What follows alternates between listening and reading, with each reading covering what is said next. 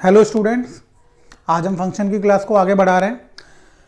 कल हमने जो लास्ट टॉपिक चल रहा था वो चल रहा था हमारे पास ग्राफ ऑफ फंक्शंस। मैंने आपको 3 टाइप के ग्राफ पढ़ा दिए थे। कांस्टेंट फंक्शन का ग्राफ पढ़ा दिया था, आइडेंटिटी फंक्शन का और मॉडुलस फंक्शन का। अब हम उसी के आगे कंटिन्यू करेंगे। अब हम और ग्राफ पढ़ेंगे फंक्शन से रिलेटेड। बहुत ही इंपॉर्टेंट ग्राफ्स हैं, आप बहुत ध्यान से पढ़िएगा उन्हें। ठीक, अगला जो हम टाइप पढ़ने जा रहे हैं, टाइप नंबर 4, वो है greatest integer function.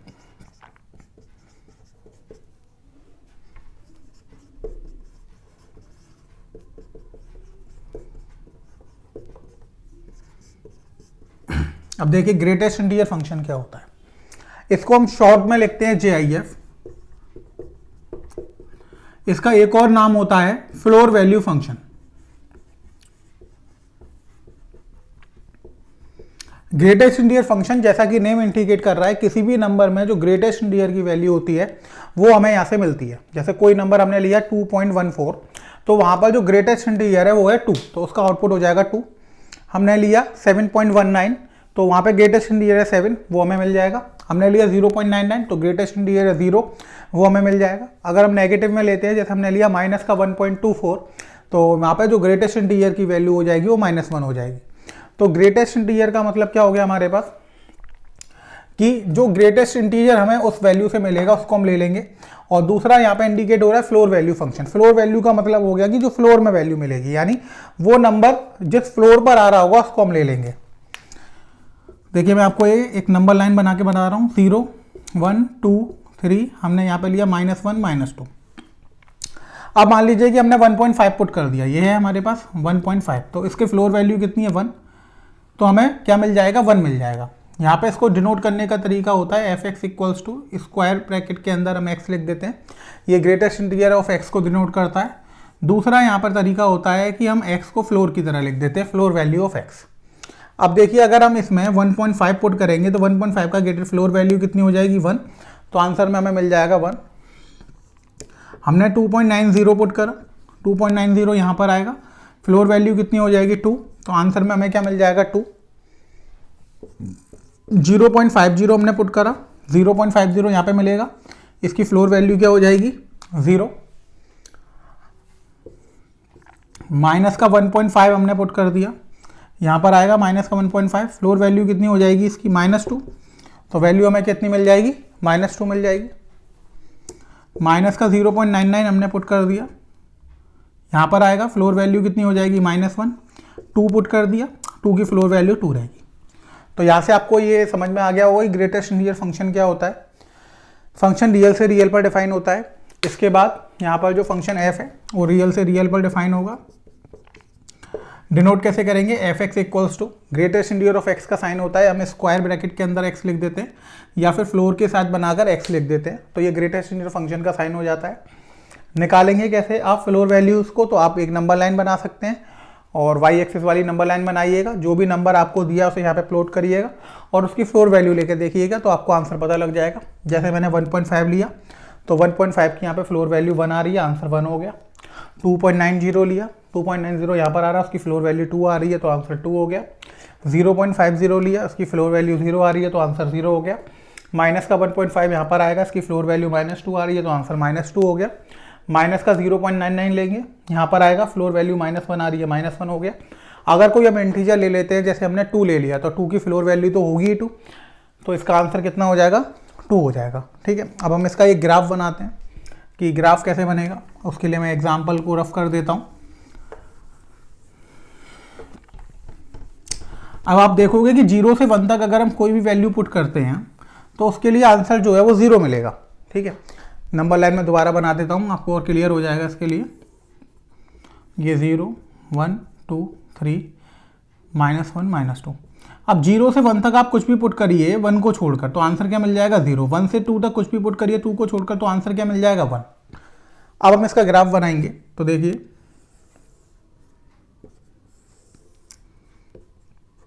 X O X dash, Y O Y dash, हमने एक्सेस बना ली। यहाँ पर हम प्लॉट करेंगे 1 2 3 4, 1 2 3 -1 -2 -3 1 2 और आगे बढ़ा दीजिए इसे y डैश 3। ठीक है। नीचे तो नेगेटिव के मिलेंगे -1 -2 -3। अब 0 से 1 तक आप कोई भी वैल्यू पुट कर दो 1 को छोड़ के, तो आंसर क्या मिलेगा? 0 मिलेगा। तो 0 से 1 तक के लिए हर एक के लिए आंसर जब 0 मिलेगा तो हम इसे डार्क कर देंगे और 1 पे हम ओपन सर्कल बना देंगे कि 1 पे ये नहीं मिलेगा। 1 से 2 तक आप कोई भी वैल्यू पुट करिए 2 को छोड़ के, तो आंसर 1 मिलेगा। 2 से 3 तक के लिए कोई भी वैल्यू पुट करिए 3 को छोड़ के, तो आंसर 2 मिलेगा। 3 से 4 तक के लिए वैल्यू कुछ भी पुट करिए, आंसर आपको 3 मिलेगा। तो इसका ग्राफ हो गया। इसी तरह -1 से 0 तक कोई भी वैल्यू पुट करिए 0 को छोड़कर, तो आंसर क्या मिल जाएगा? -1 मिल जाएगा। तो 0 पे ओपन सर्कल आ जाएगा यहाँ पे। -2 से -1 को छोड़कर कोई भी वैल्यू पुट करिए -2 मिल जाएगा। -3 से -2 में कोई भी वैल्यू पुट करिए तो आपको -3 मिल जाएगा -2 को छोड़ के। तो इस तरीके से ये ग्राफ मिलता है। इतनी बात आपको समझ में आ गई होगी। अब हम इसके डोमेन की बात करेंगे। डोमेन क्या होता है? तो डोमेन वही x की वैल्यू जो हम पुट करते थे। क्या यहाँ पर कोई ऐसा x है जो आप पुट नहीं कर सकते? नंबर लाइन पे जितनी भी वैल्यूज आ रही हैं सबके सब आप पुट कर सकते हैं, सबके लिए आपको कोई ना कोई आउटपुट मिलेगा। तो यहाँ पर जो डोमेन हो जाती है इसकी वो हो जाती है रियल। अब बात आती है रेंज की। अब यहाँ पे जब आप देख रहे हो कि रेंज जो है वो हमेशा इंटीजर नंबर में मिल रही है, यानी जो फ्लोर वैल्यू है वो इंटीजर ही तो है। जो फ्लोर हम यहाँ पे मान के चल रहे हैं वो हम 0, 1, 2, 3, 4 पॉइंट्स में तो हम कोई फ्लोर मान नहीं रहे। फ्लोर को जो हम मान रहे हैं वो इंटीजर नंबर्स को हम फ्लोर मान रहे हैं। तो आउटपुट में जो हमें हमेशा मिलेगा वो कैसा मिलेगा? इंटीजर वैल्यूज मिलेंगी। आउटपुट में तो हमेशा हमें इंटीजर वैल्यूज ही मिलेंगी ना। जैसे हमने देखा कि 0 से 1 तक के लिए आउटपुट 0 मिल गया, 1 से 2 तक के लिए आउटपुट 1 मिल गया, 2 से 3 तक के लिए 2 मिल गया, 3 से 4 के लिए 3 मिल गया, -1 से 0 के लिए -1, -2 से -1 के लिए -2। यानी आउटपुट में हमें जब भी वैल्यूज मिल रही हैं वो इंटीजर वैल्यूज मिल रही हैं। तो इसकी जो रेंज हो जाती है वो हो जाती है Z। रेंज क्या हो जाती है? Z हो जाती है। यानी आउटपुट में हमें जब भी मिलेगा तो वो इंटीजर ही मिलेगा। तो डोमेन तो यहाँ पे R रहती है और रेंज जो हो जाती है वो Z हो जाती है। तो ये आपको समझ में आ गया होगा। फ्लोर वैल्यू फंक्शन समझ में आ गया होगा कि हम इसका नाम फ्लोर वैल्यू क्यों पड़ा, क्योंकि हम फ्लोर की वैल्यू ले रहे हैं। और इसका एक और नाम होता है, वो होता है स्टेप फंक्शन। स्टेप फंक्शन कैसे होता है कि जब आप ग्राफ देखेंगे तो सीढ़ियों की तरह बनना है। यहाँ पे स्टेप रखिए, फिर स्टेप, एक एक स्टेप करके आप ऊपर चढ़ते हुए चले जा रहे हैं। तो इसका एक और नाम होता है, वो होता है स्टेप फंक्शन। कहीं कहीं लिखा रहता है कि स्टेप फंक्शन किसे कहते हैं, तो आप उसे बता सकते हैं कि ग्रेटेस्ट इंटीजर फंक्शन का जो दूसरा नाम भी है वो एक क्या होता है? स्टेप फंक्शन भी होता है। इतनी बात आपको समझ में आ गई होगी। ठीक, अगले फंक्शन की तरफ चलते हैं। ग्रेटेस्ट इंटीजर के बाद हम ग्रेटेस्ट इंटीजर के बाद जो अगला हमें पढ़ना है वो पढ़ना है smallest integer function.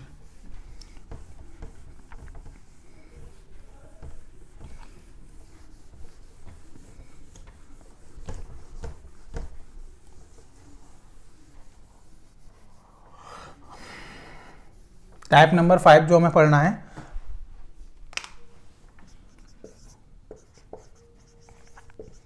Type number 5 हमें पढ़ना है स्मॉलेस्ट इंटीजर फंक्शन। ठीक है, स्मॉलेस्ट इंटीजर फंक्शन को दूसरा नाम जो होता है वो होता है सीलिंग वैल्यू फंक्शन।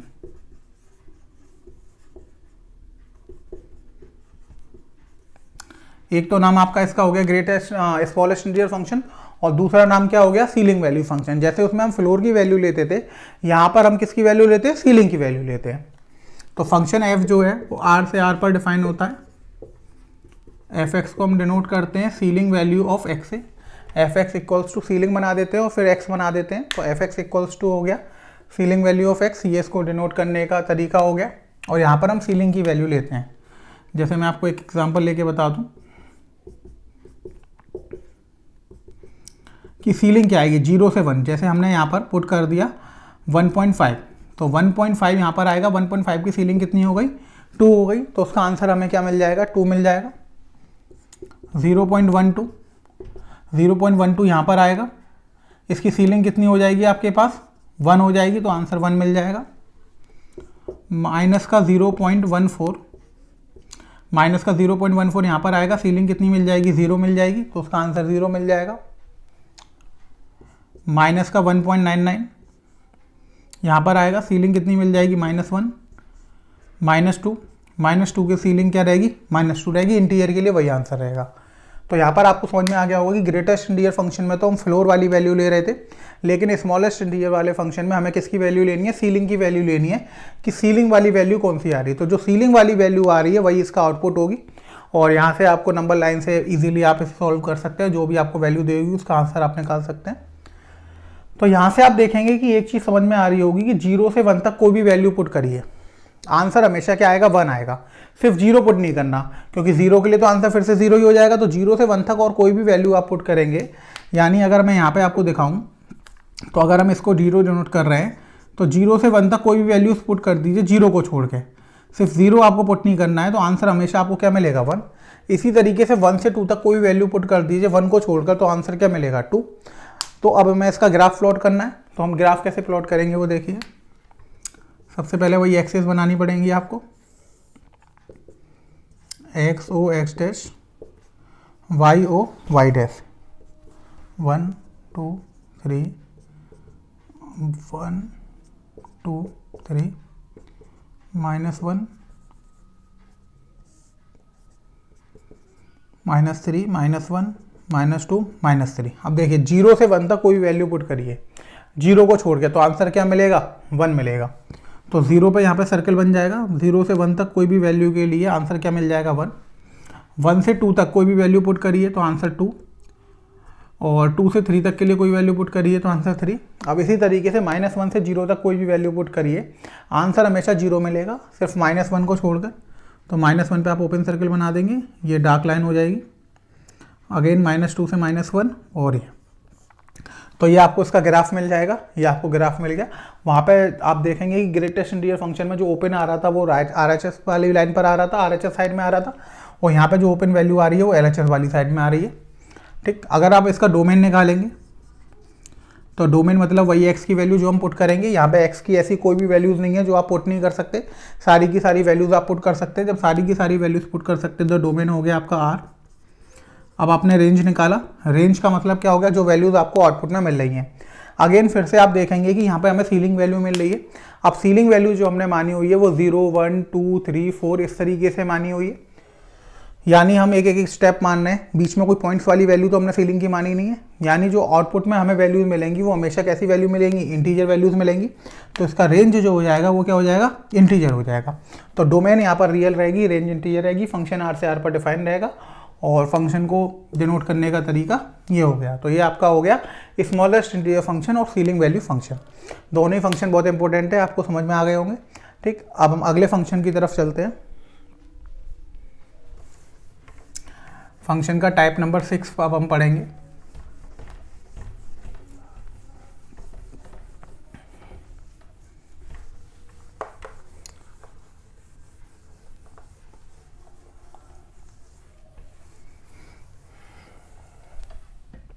अब देखिए टाइप नंबर 6 क्या होता है,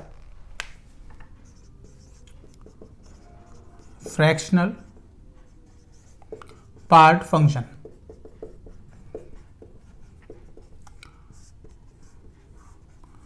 टाइप नंबर 6 में जो हमें पढ़ना है वो हमें पढ़ना है फ्रैक्शनल पार्ट फंक्शन की। फ्रैक्शनल पार्ट फंक्शन क्या होता है, तो ये फ्रैक्शनल पार्ट जो फंक्शन होता है वो फंक्शन f जो R से R पर डिफाइन है। f(x) को हम ब्रेसेस के अंदर x से डिनोट करते हैं।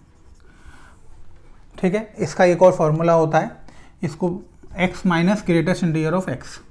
तो फ्रैक्शनल पार्ट ऑफ x निकालने का एक तरीका होता है, उसको हम बाय फॉर्मूला भी निकाल सकते हैं कि हम डिनोट तो यहाँ पर करते हैं f(x) इक्वल्स टू ब्रेसेस के अंदर x, और इसको फाइंड करने का एक और तरीका होता है कि अगर हम f(x) equals to braces of x की वैल्यू निकाल लें तो हम x minus greatest integer of x कर सकते हैं, उससे हमें इसकी वैल्यू मिल जाती है। x यहाँ पर जो वैल्यूज हम पुट कर रहे हैं वो होता है, और ग्रेटेस्ट इंटीजर GIF मैंने भी आपको पढ़ाया था कि हम कैसे निकालते हैं, फ्लोर वैल्यू फंक्शन। यानी अगर हम किसी नंबर में से उसकी फ्लोर वैल्यू फंक्शन की वैल्यू को माइनस कर देते हैं तो हमें फ्रैक्शनल पार्ट फंक्शन मिल जाता है। और जैसा कि नेम इंडिकेट कर रहा है कि फ्रैक्शनल पार्ट फंक्शन होता क्या है, तो फ्रैक्शनल पार्ट फंक्शन होता है कि वो हमें फ्रैक्शन की वैल्यू दे देता है। या अगर हम इसके अंदर कोई भी नंबर डाल रहे हैं तो उससे जो बनने वाला फ्रैक्शन है, यानी उसके अंदर जो फ्रैक्शन है वो हमें एज आउटपुट में मिल जाता है। तो अगर आप देखेंगे कि जब हम फ्रैक्शनल पार्ट ऑफ f(x) को हम डिनोट करते हैं, f(x) equals to fractional part of x, तो अगर हम इसके अंदर पॉजिटिव वैल्यू डालते हैं तो फ्रैक्शन हमें सीधे मिल जाता है, और अगर हम नेगेटिव वैल्यू डालते हैं तो हमें 1 में से फ्रैक्शन वाले पार्ट को माइनस करना पड़ता है। अब जैसे एग्जांपल के लिए आप देखेंगे इसमें आपने 1.5 डाला तो आंसर आपको 0.5 मिल जाएगा। 1.23 डालेंगे तो आंसर आपको 0.23 मिल जाएगा। 7.99 डालेंगे तो आंसर 0.99 मिल जाएगा। 0. आपने 4 डाल दिया, फ्रैक्शनल पार्ट कुछ भी नहीं है तो आपको 0 मिल जाएगा। इसी तरीके से आप अगर नेगेटिव वैल्यू डालते हैं कि माइनस का 1.7, तो आपको क्या करना पड़ेगा कि डायरेक्ट 0.7 आंसर नहीं मिलेगा, जो भी फ्रैक्शन वाला पार्ट है अगर नेगेटिव है तो 1 में से 0.7 को माइनस करना पड़ेगा और 0.3 आपको फ्रैक्शन में मिलेगा। ये आप शॉर्ट ट्रिक में आपको बता रहा हूँ। एक तो ये तरीका है कि आप x minus gate H of integer of x से आप सॉल्व कर सकते हैं। दूसरा, मैंने फ्रैक्शन पार्ट की वैल्यू निकालने के लिए आपको शॉर्ट ट्रिक बता दी है कि अगर पॉजिटिव वैल्यू हो रही है तो डायरेक्ट आप फ्रैक्शनल पार्ट लिख सकते हैं, और अगर नेगेटिव वैल्यू आ रही है तो जो पॉइंट्स के बाद वाली वैल्यू है, फ्रैक्शनल पार्ट वैल्यू है, उसको आप 1 में से माइनस करके लिख सकते हैं। अब जैसे माइनस का 1.42 हो गया तो 1 माइनस 0.42 आ जाएगा, यानी जब भी नेगेटिव वैल्यू आएगी तो जो पॉइंट्स के बाद वाली वैल्यू है उसको आप माइनस कर देंगे तो ये आपके पास हो जाएगा 0.58। तो इतनी बात आपको समझ में आ गई होगी। एक और देख लीजिए, माइनस 0.99 तो 1 माइनस 0.99 तो 0.01 हो जाएगा। यानी जब भी आप नेगेटिव वैल्यू के लिए फ्रैक्शनल पार्ट निकालेंगे तो पॉइंट्स के बाद जो भी वैल्यू होगी उसको 1 में से माइनस कर देंगे, इसके बाद जो वैल्यू बचेगी वो फ्रैक्शनल पार्ट का आंसर हो जाएगा। और अगर आप पॉजिटिव वैल्यू के लिए निकाल रहे हैं तो पॉइंट्स के बाद जो लिखा है वो डायरेक्ट फ्रैक्शनल पार्ट की वैल्यू आ जाएगी आपके पास। ठीक है, अब हम इसका एक ग्राफ बना के देखते हैं कि ग्राफ कैसे प्लॉट होता है।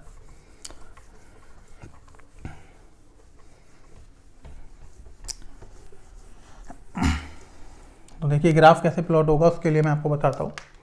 सबसे पहले हम नंबर लाइन डिनोट कर लेते हैं। X O X dash, Y O Y dash, 1 2 3 4 -1 -2 -3, ये 1 हो गया, 2 हो गया, -1। 0 से 1 तक आप कोई भी वैल्यू पुट करेंगे तो आपको वही आउटपुट मिल जाएगा। 1 पे अगेन 0 मिल जाएगा क्योंकि 1 इंटीजर हो गया, इंटीजर के लिए फिर से 0 आ जाएगा। 1 से 2 तक के लिए आउटपुट फिर से वही मिलेगा, 1.5 जैसे 0.5, 1.6 0.6, 2 पे फिर से 0 से स्टार्ट हो जाएगा। तो इस तरीके से इसका ग्राफ बन जाता है। नेगेटिव वैल्यूज़ के लिए भी सेम रहता है क्योंकि हम 1 में से माइनस करते हैं। तो इस तरीके से इसका ग्राफ बन जाता है कि इंटीजर पे फिर से वो 0 से चालू होता है। अब आप बात करेंगे कि डोमेन क्या होती है, तो डोमेन आर होती है। एक्स ही एक्स की कोई वैल्यू नहीं है जो आप यहाँ पे पुट नहीं कर सकते, सारी एक्स की वैल्यू के लिए आंसर आपको मिलेगा। तो डोमेन क्या हो जाएगा इसका, आर हो जाएगा कि जितनी भी वैल्यू आप एक्स की पुट करेंगे सबके लिए आंसर आपको मिलेगा। जब सबके लिए आंसर मिलेगा तो डोमेन यहाँ पर क्या हो जाएगा आपके पास, रियल हो जाएगा। अब आप बात करेंगे रेंज की, कि रेंज क्या होगी, तो रेंज यहाँ पर होगी 0 से लेके 1 तक, और 1 इंक्लूड नहीं होगा क्योंकि इंटीजर के लिए 0 मिल जाएगा। बाकी पॉइंट्स के बाद जो भी आप वैल्यू पुट करेंगे वो आंसर मिलता जाएगा।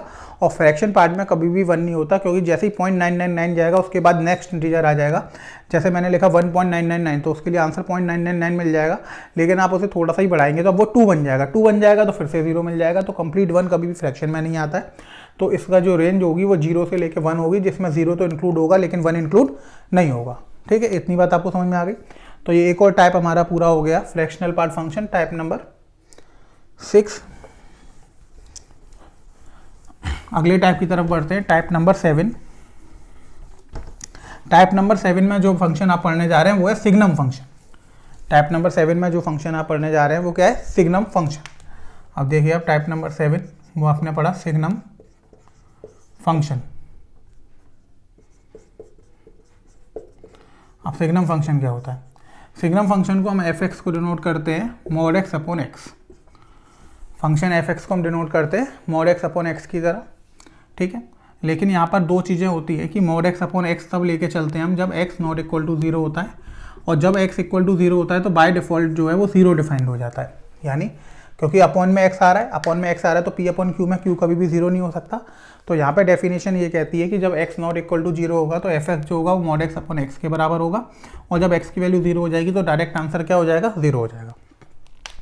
इस फंक्शन को हम आगे भी ब्रेक कर सकते हैं कि f(x) हम ले रहे हैं तो एक बार हमने x को पॉजिटिव मान लिया, एक बार हमने x को नेगेटिव मान लिया और 0 के इक्वल मान लिया। x को जब पॉजिटिव मानेंगे तो mod x की तरह खुल जाएगा, x अपॉन x, आंसर हमें कितना मिल जाएगा, 1 मिल जाएगा। जब x को नेगेटिव मानेंगे तो mod x माइनस एक्स की तरह खुलेगा, माइनस एक्स अपॉन एक्स, तो आंसर हमें -1 मिल जाएगा। और जब x की वैल्यू 0 पुट करेंगे तो आंसर हमें क्या मिल जाएगा, 0 मिल जाएगा। तो ये सिग्नम फंक्शन का हमारे पास एक फॉर्मूला निकल कर आ गया है। सिग्नम फंक्शन हमने प्री डिफाइंड कर दिया और इसको इवेल्यूएट कर दिया 1 -1 और 0, यानी x जब पॉजिटिव होगा 1, x नेगेटिव होगा तब आपको -1 मिलेगा, और x जब 0 होगा तो आपको क्या मिलेगा, आंसर में 0 मिलेगा। अब इसका ग्राफ देखिए आप, ग्राफ कैसे बनेगा, तो x o x डैश आपने बना लिया, ये y o y डैश हो गया। तो यहाँ पे आप 1 बना सकते हैं, यहाँ पे -1, तो पॉजिटिव के लिए 1, नेगेटिव के लिए -1 और 0 के लिए आपके पास क्या हो गया 0। तो ये इसका ग्राफ हो गया कि जब भी आप x की वैल्यू को पॉजिटिव पुट करोगे तो आपको हमेशा 1 मिलेगा, नेगेटिव में जब x पुट करोगे तो हमेशा -1 मिलेगा और 0 के लिए आपको आंसर क्या मिलेगा 0 मिल जाएगा। अब आप यहाँ पे डोमेन देखेंगे कि डोमेन क्या होती है इस फंक्शन की। तो डोमेन इस फंक्शन की होती है r, आप कोई भी वैल्यू पुट कर सकते हैं, ठीक है। यहाँ पे ऐसा कोई भी वैल्यू नहीं है जो आप पुट नहीं कर सकते, क्योंकि mod x अपॉन x में x 0 नहीं हो सकता था, लेकिन प्री डिफाइंड पहले से ही है कि x नॉट इक्वल टू 0 होगा तब इसके अंदर जाएगा, और अगर x की वैल्यू 0 हो जाती है तो वो किसके अंदर चला जाएगा 0 के अंदर चला जाएगा। तो यहाँ से हमें समझ में आ गया कि हम x 0 ही पुट कर सकते हैं। अब अगर आप इसकी रेंज देखेंगे तो रेंज में यहाँ पर 3 एलिमेंट आएंगे, -1, 0 और 1, क्योंकि तीनों आउटपुट मिल रहे हैं। जब x की वैल्यू हम पॉजिटिव पुट कर रहे हैं तो आंसर में हमेशा 1 मिलेगा, जब x की वैल्यू 0 पुट करेंगे तो आंसर में 0 मिलेगा, और जब x की वैल्यू नेगेटिव पुट करेंगे तो -1 मिलेगा।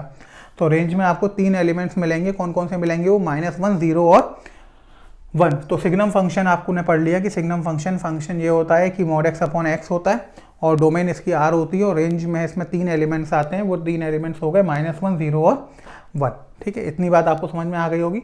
अब हम अगले टाइप की फंक्शन की तरफ चलते हैं। अगला टाइप का जो फंक्शन है वो बहुत ही इंपॉर्टेंट है, आप उसे बहुत ध्यान से पढ़िएगा। अगले टाइप का जो फंक्शन है वो है एक्सपोनेंशियल फंक्शन। एक्सपोनेंशियल का मतलब आपको पता होगा पावर।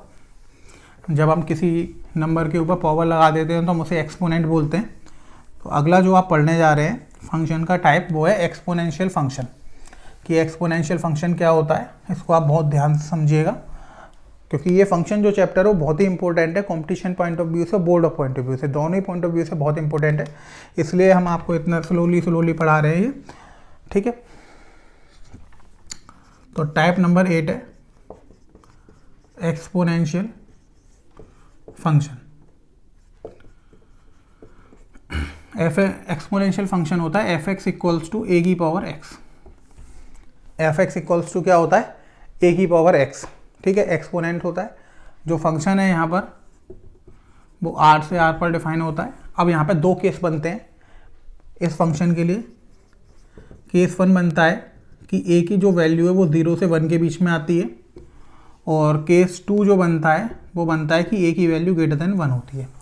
अब जैसे हमने लिखा f(x) इक्वल्स टू a की पावर x, तो यहाँ पर अब a की वैल्यू डिपेंड करेगी। a यहाँ पे नेगेटिव तो हो नहीं सकता, क्योंकि x किससे बिलोंग कर रहा है, डोमेन है, डोमेन रियल है। x अगर रियल है तो x 1/2 भी हो सकती है।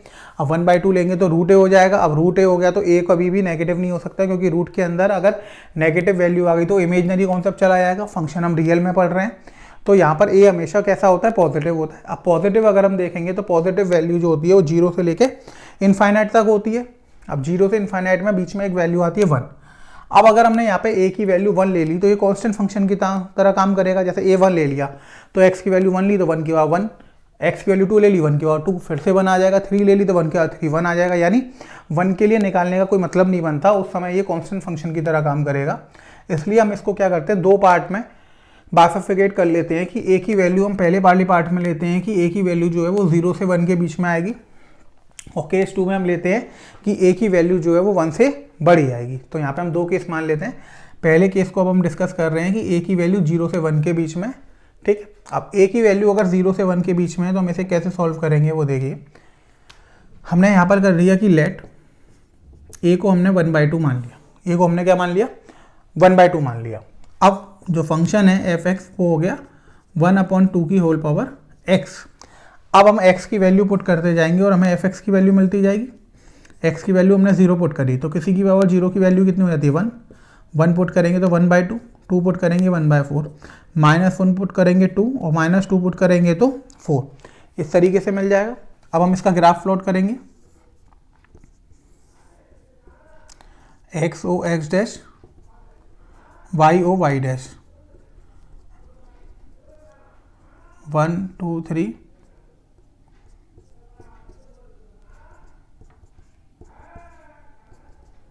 जब हमने नंबर लाइन प्लॉट कर ली। 0 पुट करने पर हमें क्या मिल रहा है 1 मिल रहा है, तो ये वाला पॉइंट हो गया 0 से लेके 1। 1 पुट करने पे 1/2 मिल रहा है, तो ये वाला पॉइंट हो गया। 2 पुट करने पे 1/4 और छोटा, -1 पुट करने पे 2। यानी अगर हम इसका ग्राफ बनाएंगे तो इसका ग्राफ कुछ इस तरीके से बनेगा। जैसे जैसे x की वैल्यू बढ़ती जाएगी ग्राफ जो है वो 0 की तरफ चलता चला जाएगा, और जैसे जैसे x की वैल्यू कम होती जाएगी जो ग्राफ है वो वाई में बढ़ता हुआ चला जाएगा। तो ये आपको समझ में आ गया होगा कि हमने यहाँ पर ए की वैल्यू 0 से 1 के बीच में ली थी, तो मैंने ए की वैल्यू 1/2 मान ली, एफ एक्स 1/2 की होल पावर एक्स, एक्स की वैल्यू पुट करते जा रहे हैं तो हमें एफ एक्स की वैल्यू मिलती जा रही है। नंबर लाइन मैंने बनाई, इसमें हम देख पा रहे हैं सारे पॉइंट्स मैंने निकाल दिए, प्लॉट कर दिए। तो जो ग्राफ बनना है वो डिक्रीजिंग बनना है। डिक्रीजिंग का मतलब हो रहा है कि जैसे जैसे हम एक्स की वैल्यू बढ़ाते जा रहे हैं वैसे वैसे एफ एक्स की वैल्यू कम होती जा रही है। अब यहाँ पर अगर हम डोमेन की बात करेंगे तो डोमेन तो आर हो जाएगा, एक्स की वैल्यू हम पॉजिटिव भी पुट कर सकते हैं और नेगेटिव भी पुट कर सकते हैं, सारी एक्स की वैल्यू के लिए हमें आंसर मिल रहा है। अब अगर हम रेंज की बात करेंगे तो रेंज यहाँ पे रियल पॉजिटिव हो जाएगा, यानी नेगेटिव में तो कभी भी आंसर मिलेगा नहीं। और ये प्रॉपर्टी भी होती है एक्सपोनेंशियल की कि एक्सपोनेंशियल हमेशा कैसा आउटपुट देता है, पॉजिटिव आउटपुट देता है, कभी भी नेगेटिव आउटपुट नहीं देता है। जब वो पॉजिटिव आउटपुट दे रहा है तो रेंज इसकी क्या हो जाएगी, रियल पॉजिटिव, यानी 0 से बड़ी वैल्यूज हमें आंसर में मिलेंगी। तो ये आपका हो गया केस 1, ठीक है। अब इसी में हम केस 2 लेते हैं। केस 1 में तो हमने 0 से 1 तक के बीच की वैल्यू ले ली। अब केस 2 में हमें क्या करना पड़ेगा, हमें जो वैल्यू है वो 1 से बड़ी लेनी पड़ेगी। 1 मैंने आपको बताया था कि 1 हम ले नहीं सकते, क्योंकि 1 लेने पे हो क्या रहा है कि 1 लेने पे वो फंक्शन कांस्टेंट फंक्शन की तरह काम कर रहा है। तो कांस्टेंट फंक्शन की तरह तो हमें काम कराना नहीं है। अब कांस्टेंट फंक्शन की तरह हमें जब काम नहीं कराना है तो हम क्या करेंगे, एक ही 1 हमने हटा दिया।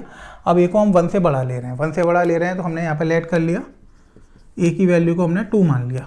ए की वैल्यू को कितना माना, 2। अब ए की वैल्यू को 2 माना तो जो एफ एक्स है वो कितना हो गया, 2 की पावर एक्स। एक्स पुट करते जाएंगे, एफ एक्स की वैल्यू मिलती जाएगी। एक्स की वैल्यू को हमने 0 पुट करेंगे, एक्स की वैल्यू 0 पुट करने पे 2 की पावर एक्स की वैल्यू हमें कितनी मिल गई, 1 मिल गई। अब हमने 1 पुट करा तो 2 की पावर 1 2 मिल गया, 2 पुट करा तो 4 मिल गया। -1 पुट करेंगे, -1 पुट करेंगे 2 की पावर -1 1/2 मिल जाएगा, -2 पुट करेंगे तो 1/4 मिल जाएगा। अब आप एक चीज़ देखोगे कि ए की वैल्यू हमने 0 से 1 के बीच में ली या 1 से बड़ी ली, लेकिन अगर हम पावर 0 पुट कर रहे हैं यानी एक्स की वैल्यू 0 पुट कर रहे हैं तो आंसर हमेशा हमें क्या मिल रहा है, 1 मिल रहा है। यानी एक्सपोनेंशियल फंक्शन का जब भी हम ग्राफ बनाएंगे तो एक ही हम कुछ भी वैल्यू ले लें, एक पॉइंट हमेशा कॉमन आएगा, वो क्या आएगा 0,1, क्योंकि किसी की भी पावर रही हो अगर पावर 0 है तो आंसर हमेशा क्या आता है, 1 आता है, ठीक है। अब हम इसका ग्राफ प्लॉट करते हैं। X O X dash, Y O Y dash, 1 4 -1 -2 -3 -4 1 2 3, ये -1 -2 -3। अब आप देखेंगे कि 0 पुट करने पे क्या मिल रहा है, 1 मिल रहा है, 1 पुट करने पे 2, 2 पुट करने पे 4, -1 पुट करने पे 1/2, -2 पुट करने पे, तो ये ग्राफ इस तरीके से बन जाएगा और ऊपर चलता चला जाएगा। तो आप देखेंगे कि ये ग्राफ इस तरीके से फॉर्म हो रहा है, यानी इंक्रीजिंग ग्राफ है। जैसे जैसे हम एक्स की वैल्यू बढ़ाते जा रहे हैं वैसे वैसे एफ एक्स की वैल्यू बढ़ती चली जा रही है, ठीक है। डोमेन की बात करेंगे तो डोमेन वही रियल आ जाएगी, एक्स की हम सारी वैल्यूज पुट कर सकते हैं। रेंज की बात करेंगे तो कभी भी नेगेटिव आंसर नहीं मिलेगा, तो रेंज जो है वो इसकी क्या हो जाएगी, आर पॉजिटिव हो जाएगी। हमेशा कैसा आंसर मिल रहा है, हमें पॉजिटिव आंसर मिल रहा है। ये आपको समझ में आ गया होगा कि एक्सपोनेंशियल फंक्शन क्या होता है। अब इसके बाद अगले फंक्शन की तरफ हम चलते हैं। Next function type number graph of function 9 है, वो लॉग फंक्शन, कि हम लॉग फंक्शन को कैसे सॉल्व करेंगे ये आप देखिएगा। बहुत ही इंपॉर्टेंट फंक्शन है, इस समय जो भी आपका ये चल रहा है बहुत ही इंपॉर्टेंट है। बोर्ड और कॉम्पिटिशन पॉइंट ऑफ व्यू से बहुत ही जगह इसका यूज़ आता है। ऐसा नहीं है कि सिर्फ फंक्शन में यूज़ आएगा, और चैप्टर्स में भी आप इसको बार बार पढ़ेंगे, हर क्वेश्चन में इसका यूज़ आ सकता है, क्योंकि बहुत ही नॉमिनल चीज़ है कि हमारे पास क्या आउटपुट मिलेगा, क्या हम इसमें पुट कर सकते हैं। तो मैथ में बिल्कुल बेसिक है ये, आप ये मानिए, अलग अलग जगह हम इसको यूज़ कर सकते हैं, ठीक है। तो अगले टाइप का जो हम फंक्शन पढ़ रहे हैं वो हम पढ़ रहे हैं लॉग फंक्शन। तो टाइप नंबर 9 हो जाएगा ये आपके पास लॉग फंक्शन। अब जैसा कि आप जानते हैं लॉग फंक्शन, लॉग आपने पढ़ा ही होगा, तो लॉग को हम लिखते हैं f x equals to log a x, ठीक है। F x equals to log a x, x यहाँ पे वैल्यू पुट होती है, ए इसके बेस में आता है। अब अगेन आपने पढ़ा होगा कि लॉग फंक्शन जब हम पढ़ते हैं तो ए की वैल्यू कभी भी किसके इक्वल नहीं होती, 1 के इक्वल नहीं होती। तो यहाँ भी 2 केस बनते हैं। केस 1 बनता है कि ए की वैल्यू जो है वो 0 से 1 के बीच में, और केस 2 बनता है कि ए की वैल्यू 1 से बड़ी है। और यहाँ पे एक और कंडीशन होती है कि जो डोमेन आ रहा है वो एक्स आ रहा है, तो जो एक्स है वो हमेशा कैसा होता है, पॉजिटिव होता है। होता तो ए भी पॉजिटिव है, ठीक है। ए पॉजिटिव होता है इसलिए हमने 2 पार्ट्स में बांट लिया, 1 होगा नहीं और पॉजिटिव होगा तो 0 से 1 और 1 से बड़ा, और x की वैल्यू हमेशा कैसी होगी, पॉजिटिव, क्योंकि लॉग की एक प्रॉपर्टी होती है कि लॉग हमेशा पॉजिटिव वैल्यू के लिए आउटपुट देता है, नेगेटिव वैल्यू के लिए कभी भी आउटपुट नहीं देता है। ठीक, तो एक एक करके हम दोनों केस को सॉल्व करेंगे। एक बार a की वैल्यू जो है वो हम 0 से 1 के बीच में मानेंगे और अगले वाले केस में हम किससे बड़ी मानेंगे, 1 से बड़ी मानेंगे। अब पहले केस में हमने a की वैल्यू को 0 से 1 के बीच में मानना है, तो हमने लेट कर लिया a की वैल्यू को 1/2। अब a की वैल्यू को 1/2 करा तो fx हो गया log 1/2 ऑफ x। अब x की वैल्यू पुट करते जाएंगे हम, तो हमें fx की वैल्यू मिलती जाएगी।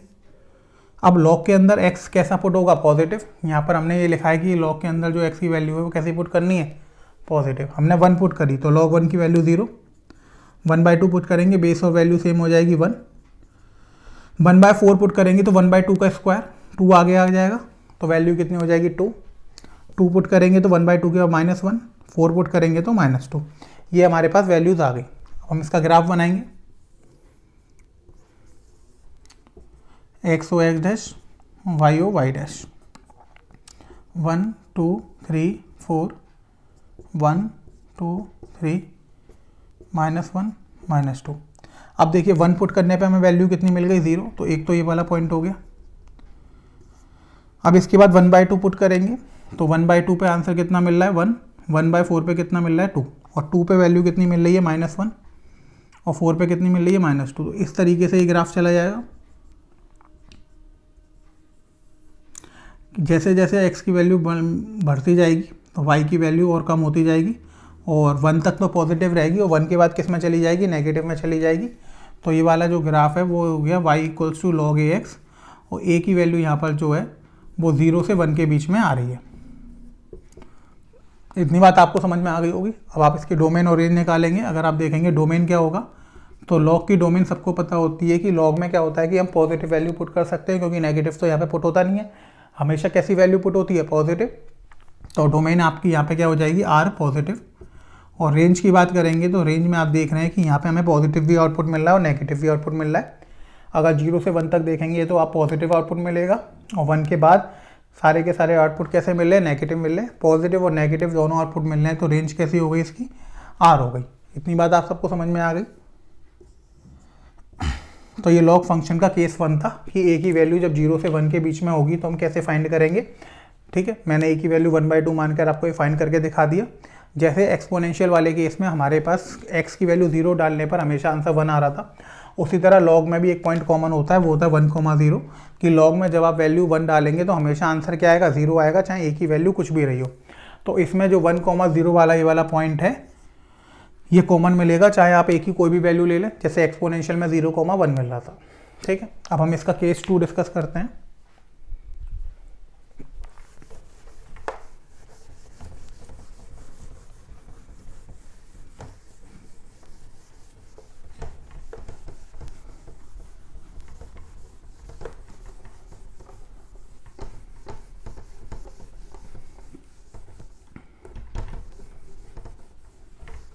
केस 2 में हमने यहाँ पे माना था कि a की जो वैल्यू है वो किससे बड़ी है, 1 से बड़ी है। अब a की वैल्यू 1 से बड़ी है तो यहाँ पे हमने लेट a की वैल्यू को 2 मान लिया। फंक्शन क्या हो गया, log बेस में 2x। अब x की वैल्यू पुट करते जाओगे fx, 1 पुट करोगे तो 0, 2 पुट करोगे सेम हो जाएगा, 4 पुट करोगे 2, 1/2 पुट करोगे तो 2 के बाद -1, 1/4 पुट करोगे तो -2। नेगेटिव वैल्यू आप पुट नहीं कर सकते, पॉजिटिव ही वैल्यू आपको पुट करनी है। अब आप ग्राफ बनाएंगे, एक्स ओ एक्स डैश और वाई ओ वाई डैश।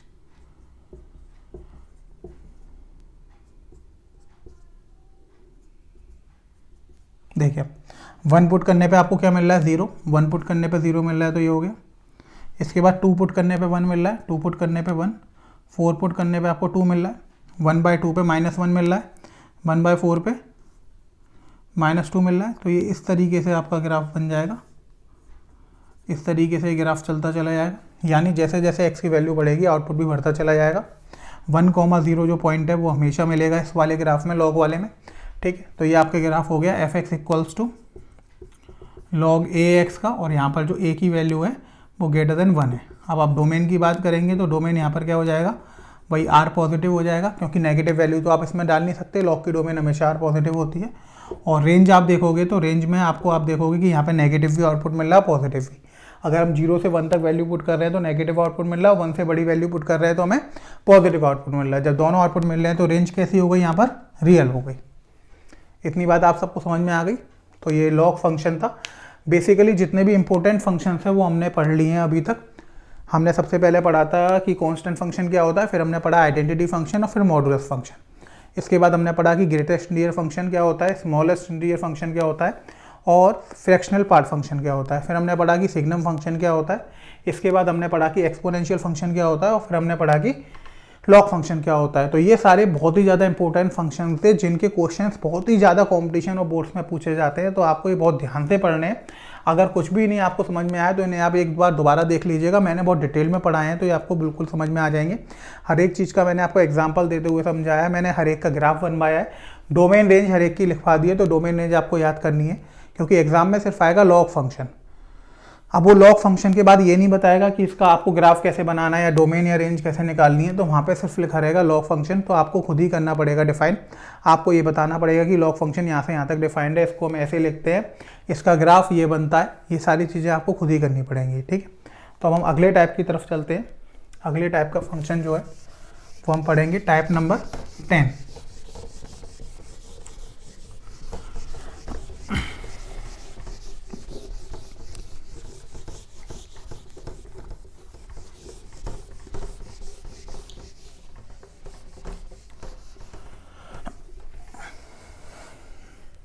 अब देखिए टाइप नंबर 10 जो आप पढ़ने जा रहे हैं, टाइप नंबर 10 है रेसिप्रोकल फंक्शन। कि रेसिप्रोकल फंक्शन क्या होता है। तो रेसिप्रोकल फंक्शन वही है फंक्शन जो एफ एक्स आप लिख सकते हैं 1/x और यहाँ पे x नॉट इक्वल्स टू 0 होता है। ठीक है, रेसिप्रोकल का मतलब हो गया जो भी वैल्यू जाएगी उसका रेसिप्रोकल हो जाएगा। p/q में q कभी भी 0 नहीं होता है तो x नॉट इक्वल टू 0 हो जाएगा। x की वैल्यू पुट करते जाएंगे, हमें f(x) की वैल्यू मिलती जाएगी। 1 पुट करेंगे 1, 2 पुट करेंगे 1/2, 3 पुट करेंगे 1/3 और 1/2 पुट करेंगे 2, 1/3 पुट करेंगे तो 3। 0 में यहाँ पे पुट नहीं कर सकते। ग्राफ कैसे बनेगा वो देखिए आप।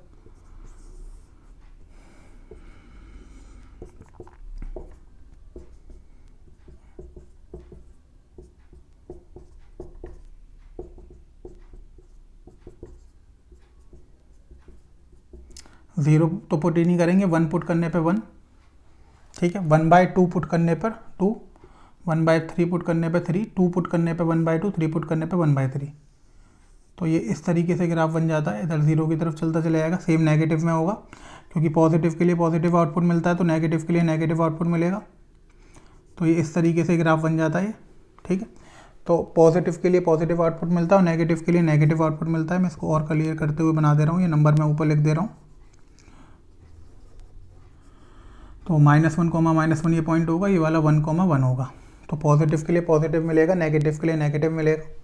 अगर हम यहाँ पे डोमेन देखेंगे तो डोमेन आएगी रियल -0। हम 0 कभी भी यहाँ पे पुट नहीं कर सकते क्योंकि 1/x, x नीचे आ रहा है। इसी तरीके से आप रेंज देखोगे तो रेंज भी आएगी रियल -0, यानी ना तो डोमेन में 0 एग्जिस्ट करेगा ना रेंज में 0 एग्जिस्ट करेगा। तो ये आपका रेसिप्रोकल फंक्शन हो गया f(x) = 1/x। डोमेन यहाँ पर आती है रियल -0 और रेंज भी यहाँ पर आती है रियल -0। ठीक है, ये 10 टाइप का आपका फंक्शन हो गया रेसिप्रोकल फंक्शन। अगले टाइप का फंक्शन पढ़ते हैं, टाइप नंबर 11 स्क्वायर फंक्शन। इसमें 2 फंक्शन आते हैं एक जैसे, स्क्वायर फंक्शन और स्क्वायर रूट फंक्शन। ठीक है, अब एक्सपोनेंशियल पावर में हम उसको थोड़ा सा बाइफिकेट कर रहे हैं, जो हमने 1 पढ़ा था। तो एक्सपोनेंशियल में अब हम स्क्वायर फंक्शन लेके चल रहे हैं। टाइप नंबर 11 है स्क्वायर फंक्शन। तो स्क्वायर फंक्शन का मतलब होता है f(x) = x²। जो भी वैल्यू आएगी उसका स्क्वायर मिल जाएगा। तो हम x वैल्यू पुट करते जाएंगे तो हमें f(x) मिलता जाएगा। 1 पुट करेंगे 1, 2 पुट करेंगे 4, 3 पुट करेंगे 9, -1 पुट करेंगे 1, -2 पुट करेंगे 4, -3 पुट करेंगे 9 और 0 पुट करने पे क्या मिल जाएगा 0। यानी पॉजिटिव वैल्यू पुट करो या फिर नेगेटिव वैल्यू पुट करो, आंसर हमेशा क्या मिलेगा, पॉजिटिव ही मिलेगा। यही होने वाला है ना। तो -1, -2, -3, आंसर हमेशा पॉजिटिव मिलेगा। 0 पे 0, 1 पे 1, -1 पे भी 1, 2 पे अगर हम देखेंगे तो 4 और -2 पे देखेंगे 4। तो इस तरीके से मिल जाएगा, एक पैराबोलिक कर्व हमें मिल जाता है। तो ये जो फंक्शन हमें मिलता है ए स्क्वायर का फंक्शन होता है, f x equals to x square होता है। अगर आप इसमें डोमेन देखेंगे तो ऐसी एक्स की कोई वैल्यू नहीं है जो पुट नहीं कर सकते, डोमेन आपके पास रियल आती है, सारी एक्स की वैल्यू को हम पुट कर सकते हैं। अब अगर आप कहते हैं रेंज, तो रेंज अगर आप कहेंगे तो 0 से लेकर इन्फिनिटी, क्योंकि नेगेटिव आउटपुट तो कभी मिलेगा नहीं, 0 में ली रहा है 0 पुट करने पे तो 0 इंक्लूड होगा, इन्फिनिटी हम कभी भी इंक्लूड नहीं करते। जैसे जैसे हम एक्स की वैल्यू बढ़ाते जाएंगे एक्स स्क्वायर की वैल्यू और भी तेज़ी से बढ़ती चली जाएगी, तो डोमेन यहाँ पर रियल हो जाएगी और रेंज कितनी हो जाएगी, 0 से लेकर इन्फिनिटी हो जाएगी। और इसको हम डिनोट कैसे करेंगे, f x equals to x square से हम इसको डिनोट करेंगे। ठीक है, अगले टाइप का हम फंक्शन पढ़ते हैं। अगले टाइप का जो फंक्शन है वो है स्क्वायर रूट फंक्शन। क्या है आपके पास, स्क्वायर रूट फंक्शन, स्क्वायर के आगे रूट और लग जाएगा, टाइप नंबर 12 हो जाएगा ये आपका, टाइप नंबर 12 हो जाएगा स्क्वायर रूट फंक्शन। अब देखिए स्क्वायर रूट फंक्शन क्या होगा, तो स्क्वायर रूट फंक्शन में हम लिखते हैं f x equals to root x. अब रूट एक्स लिखा है तो एक्स की पावर 1/2 हो गया। रूट के अंदर हमेशा कैसी वैल्यू आती है, पॉजिटिव वैल्यू आती है, आपको पता ही होगा। तो यहाँ पर क्या हो जाता है कि जो x की वैल्यू है वो हमेशा ग्रेटर देन इक्वल टू 0 होगी, हम नेगेटिव पुट नहीं कर सकते। 0 पुट करने पे 0 आएगा, 1 पे 1, 4 पे 2, 9 पे 3 आएगा, नेगेटिव वैल्यू तो हम पुट ही नहीं कर सकते यहाँ पर। ठीक है, अब ग्राफ बना के देखेंगे हम, X O X dash, Y O Y dash, 0, ये 1 2 3 4 1 2, 0 पे 0, 1 पे 1 और 4 पे आएगा 2। तो इस तरीके का ये ग्राफ बन जाता है, ये f x equals to root x का होता है। ठीक है, और यहाँ पे जो आउटपुट आएगा वो आप देखेंगे कि हमेशा कैसा वैल्यू आ रही है, पॉजिटिव आ रही है, एक्स बहुत तेज़ी से बढ़ेगा in comparison to f x. Domain आप देखोगे तो डोमेन क्या हो जाएगी, आर पॉजिटिव, या फिर आप 0 से इन्फिनिटी लिख सकते हैं। और रेंज आप देखोगे कि रेंज क्या होगी, तो रेंज भी आपकी हो जाएगी 0 से लेकर इन्फिनिटी। नेगेटिव आउटपुट भी नहीं मिलेगा क्योंकि रूट फंक्शन है, रूट के अंदर हम हमेशा पॉजिटिव वैल्यू पुट करते हैं और आउटपुट भी हमेशा हमें कैसा मिलता है, पॉजिटिव ही मिलता है। ठीक है, तो ये आपका टाइप नंबर 12 हो गया फंक्शन में। ठीक, अगले फंक्शन का टाइप पढ़ते हैं हम।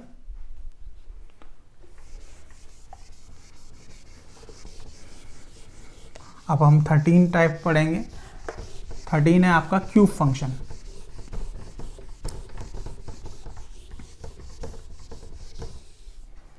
थर्टीन टाइप का जो फंक्शन है आपका वो है क्यूब फंक्शन।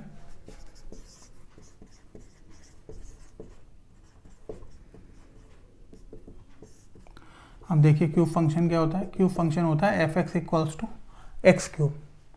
एफ एक्स की जो वैल्यू होती है वो किसके बराबर होती है, एक्स क्यूब के बराबर होती है। क्यूब में तो हम एक्स की वैल्यू पुट करते जाएंगे और एफ एक्स मिलता चला जाएगा। 0 पुट करेंगे 0, 1 पे 1, -1 पे -1, 2 पे 8 और -2 पे -8। पॉजिटिव वैल्यू पुट करेंगे तो पॉजिटिव आंसर मिल जाएगा और नेगेटिव वैल्यू पुट करेंगे तो नेगेटिव आंसर मिल जाएगा। ठीक है, एक्स ओ एक्स डैश और वाई ओ वाई डैश हमने बनाया।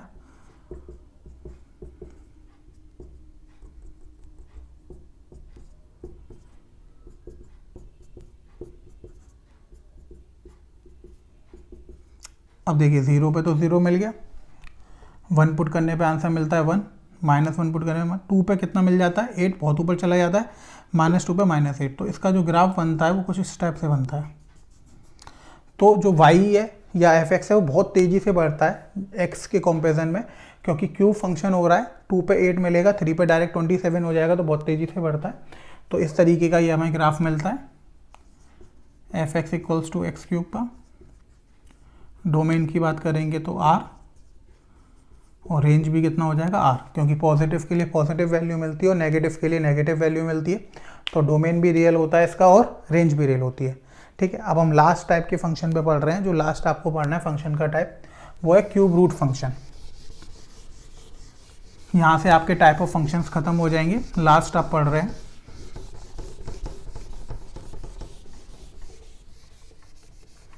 तो लास्ट जो फंक्शन का टाइप है वो है क्यूब रूट फंक्शन। अब देखिए क्यूब रूट फंक्शन क्या होता है। क्यूब रूट फंक्शन होता है f x equals to x की पावर 1/3। क्यूब वाला रूट लग जाता है, स्क्वायर रूट की जगह क्यूब रूट हो जाता है। एक्स की वैल्यू पुट करते जाएंगे तो एफ एक्स मिलता जाएगा आपके पास। 0 पुट करेंगे 0, 1 पे 1, -1 पे -1। 8 पुट करोगे तो 2 और -8 पुट करोगे तो -2, ये मिल जाएगा। ग्राफ प्लॉट करोगे आप